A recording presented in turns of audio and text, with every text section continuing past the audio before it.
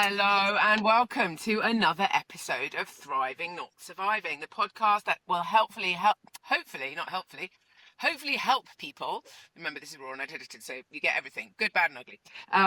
So that will hopefully help people to thrive and not just survive. And a reminder that thriving, if you haven't heard this podcast before, doesn't mean we have it good every day. What it means is we've got the tools in our toolkit, the friends around us and the support structures to be able to get through the challenging times, knowing that there's good times coming. So without further ado, and it's raw and mostly unedited. Blame the trees. In the winter, it probably will be unedited. In the summer, the trees get in the way, and sometimes I have to edit things out when I lose communication with the person that I'm podcasting with. So, anyway, today's guest is an amazing friend of mine who I have known. We were just working out probably around 20 years. I met her through her ex-husband, who used to run a bar in Bayswater, and I think we just met and instantly hit it off. Even though there's a 9-year age gap between us, it never felt like that. We just hit it off. And I was incredibly privileged to be asked to be the godmother to her son. And we have been friends. And we met in London. She came from Brazil and she's now back in Brazil. And I had the fortune again to meet her when I did my big 4-month epic trip around South Central and North America. We had beautiful 2 weeks together, but I miss her terribly. So it's lovely that she's on the podcast. And she has an amazing story. She landed in London with not very much. I'm not going to spoil it. She's going to tell you all about it. But and then the transformation, and also then having to go back to Brazil, which is quite a challenge, shall we say. But let her tell you her story. So without further ado, let me introduce you to the beautiful Elenice. Welcome, Elenice. Thank you for coming on. I know you're a little bit nervous, but everyone's just listening. They're championing us. And really interesting to hear your story. Well, when I didn't know about it until quite recently. Well, when I was out there really talking about it, and I hadn't realised how hard you'd had it, like getting over here. So I'm going to shut up because that's something I don't do very often, and I'm going to let you tell your story. Welcome. Well, hi everyone. First of all, thank you for having me. It's a pleasure to be here with you guys. I'm Brazilian by birth. When I was 27, about 20 years ago, I moved to London. As Helen said, I didn't have much in the pocket, but I managed to continue my career in fashion. That's my background. So it's about 15 years in total, half in Brazil, half in London. And that's where I met Helen when I was there with my struggles. And we instantly became friends, and we still are very good friends today. Or in the UK, I got married, I had a child, I divorced, and subsequently I moved back to Brazil in 2023. So it's been 2 years. And moving back to Brazil, it was um, it was a challenge for many reasons. But it also I I decided to change a lot of things in the way I think, the way I deal with life in general. And one of them was to let my hair go gray, just stop dyeing hair and use less makeup. And it was a decision that I do not regret at all. I'm very happy, despite the difficulties. In Brazil, um, vanity is celebrated in a way more than in the UK or any other place. Just to give an example, Brazil is one of the highest in plastic surgeries, and any sort of plastic surgery to enhance, to add, or to change your face. And then Wow. this this is really not who I am. I want to just embrace the natural features that I have, and aging as well. Aging is beautiful. We should never, you know. Uh, and one thing that happened, and Helen knows about it. It was I was applying for this job. Um, so I'm an English teacher now, and I have changed. So just to give a little bit more context, let me go back a little bit. Yeah, let's I start from the beginning when you landed in England, because you didn't have it Yeah, easy, girl. No, it wasn't. But that's the way I was happy to embrace all that difficulty that London life brings. London is such an expensive city, but it gave me so much as well. I have beautiful friends in the UK, and I miss them dearly. You miss the place as well, of course. It's a wonderful country, but I think the people really, it hurt my heart just to think about them. But so the difficulties, I think the divorce was the hardest part for me, and these friendships, the sisterhood was formed around me. It was very important for me to get through divorce. Is never an easy thing to go through. But moving to Brazil, I have to, like I said, change a little bit. And one of the changes were career. Career, I changed my career. So instead of working with fashion, I dropped that, and I decided to work invest in restoration, historical building restoration. So I do a lot of artistic paintings, um, and I also teach English. So now going back to that story, I was applying for this teaching job. It was a Hong Kong based company. I'm not going to say names, but it was pretty much a deal. It was a done deal because I went through all the recruiting process, and the HR pretty much confirmed it. The job is yours. We just have a little request that you dye your hair and you wear more makeup to look younger. So for me, that was insane. I was That was all recorded. So I have proof of what I'm saying. I I remember was you just playing me. shocked. I remember Yeah, you playing me the recording, and I was like, well, in England, I mean that you know, but I was like, I was flabbergasted because I mean the listeners sadly can't see how amazing you look, but Elenice has the most beautiful curly salt and pepper hair. I mean, she looks incredible, and I'm a little bit jealous because a couple of my besties have salt and pepper hair, and I keep thinking I'm going to go grey gracefully, but my hair it has grey in it, and then it just suddenly goes brown again. I can't quite work out what it's doing, but one day I'm sure I will go grey gracefully. And like you, I have no intention of dyeing my hair at all, but it's not for everyone. But and I think everyone needs to have the choice, don't they? Like some people don't feel comfortable and yeah, don't feel good in dyed hair, and that's absolutely fine. But what shocks me the most is when you choose to embrace your natural look, the real you, especially in Brazil, people can not give you a job because you've got grey hair and you don't wear enough makeup.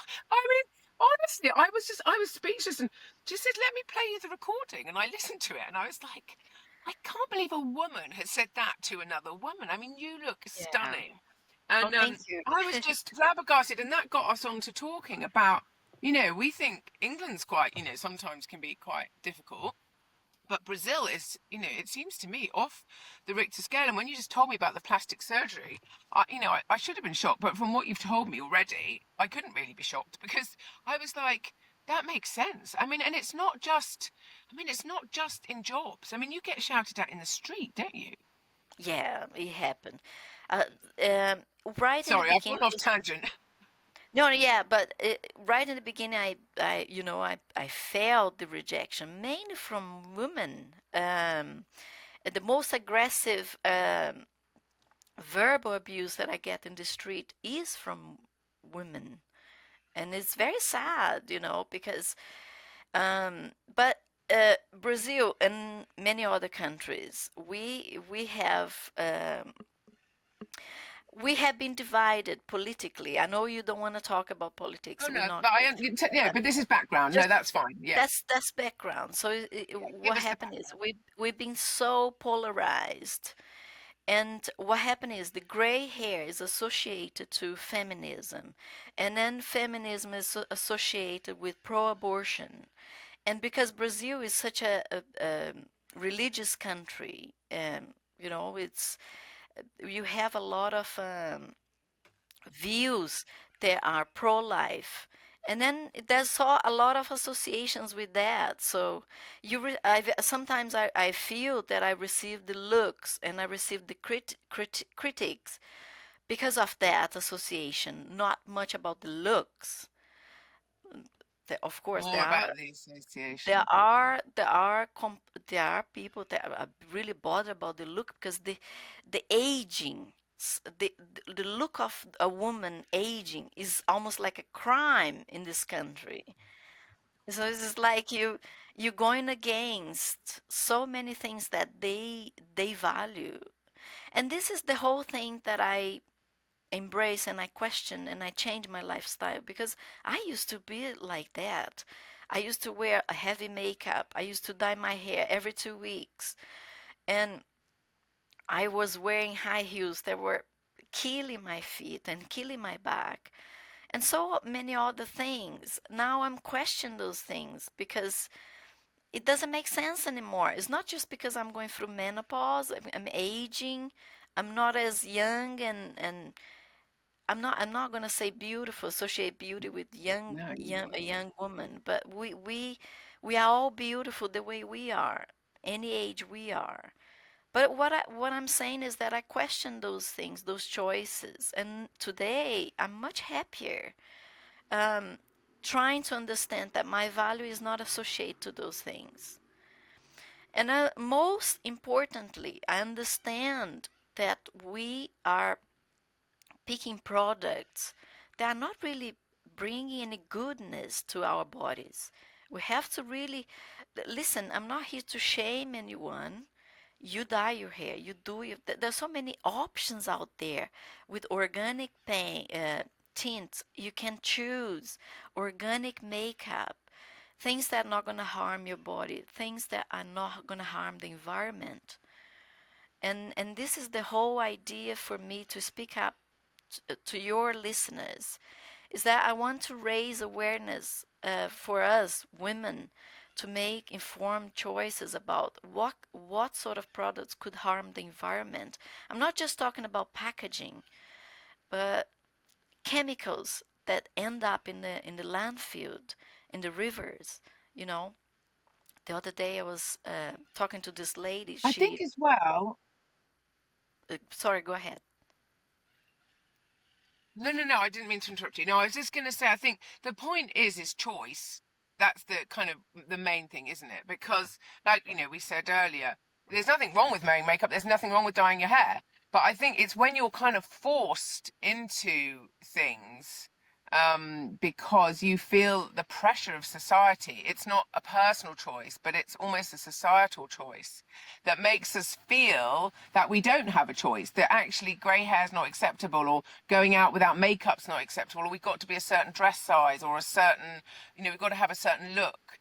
I'm reading an incredible book by this woman called Ita, and I can't remember her surname now. I think it's O'Brien, and it's about intimacy. Incredible book. I'll put it in the show notes. But she's talking about how young people are sort of, they're seeing what's on the television, and they're seeing, and they're unattainable, but they're still trying to follow it because it's the fashion. And I think your story, you've come through that, and I think I have, probably too. I mean, I don't think I was quite as bad with, not as bad. I didn't. I mean, I was a bit lazy to be honest with you, more than anything. Um, but I think it's about choice, isn't it? And I think the thing is, you've made a choice in Brazil to not dye your hair, which is a really challenging choice. Like, it would be so much easier for you to conform. And I think that's why I'm so proud of you. But also, it is about making choices. And, I'm a huge fan of kind of trying to support the environment. And we can, if we choose to do stuff. And I think, we do have to be mindful of Mother Earth. We are destroying her, and anything we can do to help that is really important. But I think, for me, it's how what has impressed me more than anything is how you have managed to hold your head high when you've been, had things called at you in the streets, or had jobs taken away because you've refused to dye your hair. And, tell me, what gives you your inner strength to be able to continue, because you're on your own, you don't have a partner at the moment, you're raising a son by yourself and obviously Mhm. role modeling it incredibly for him. So just tell me, what are your tips and secrets to not allowing people to get under your skin or to, Mm. really knock your confidence for six? Because yeah, to me, you are a shining example of being yourself and being proud. And I always think you look great. I'm a bit jealous of your hair, I'll be honest with you. I always have been. Even when you were dyeing it, I was jealous of your hair, but in a nice way, just because I've got kind of, I love my Your hair, it's hair is great. beautiful. But Your hair I is know, but you know what? You always want what someone else has got. I remember being at school, all the haired kids wanted straight hair, all the straight haired kids wanted curly hair. And it's not until you kind of get into yourself and start loving yourself just the way you are that you're actually just really grateful that you've got hair and that it's good and and actually I am who I am, but that's easier in the UK. You have societal pressure. So tell me, what tips and hints can you give to these listeners about how you've managed to stand in your power, and despite kind of rejection and persecution a little bit, you've managed to kind of hold your head up high. Yeah. Oh, thank you, Helen. Very, very kind words. But the strength I get from other women, I have, like, for example, my sister who started going great before me, and that was something that inspired me. I have a identical twin sister, Eunice, and she was the first one. And I said that was brave of her. And since then I started to question, am I as brave as her? Can I do that? I can only find out if I try. So is that sort of example that makes you stronger, or the woman doing it? If they can do, I can do too. But to be brutally honest, when that affects my child, that those aggressive comments, because for example, my child, he was bullied at school because of my hair. I mean, his school friends calling me witch because I went there to pick him up so many times, and um, the kids see my hair and they look at me, they think it's so strange, they never seen something like that, so they start calling me witch. And then that really affected my son, and he had some issues in school because of that. And that is when it's hard, it hurts. But you teach your child, listen, this is my truth. I am true to myself. This is who I am. You should never, feel embarrassed. You should never feel angry about it. Even with they comments, just ignore, you know. Because you have to understand that you have your value. You shouldn't be attached to things, materialistic things.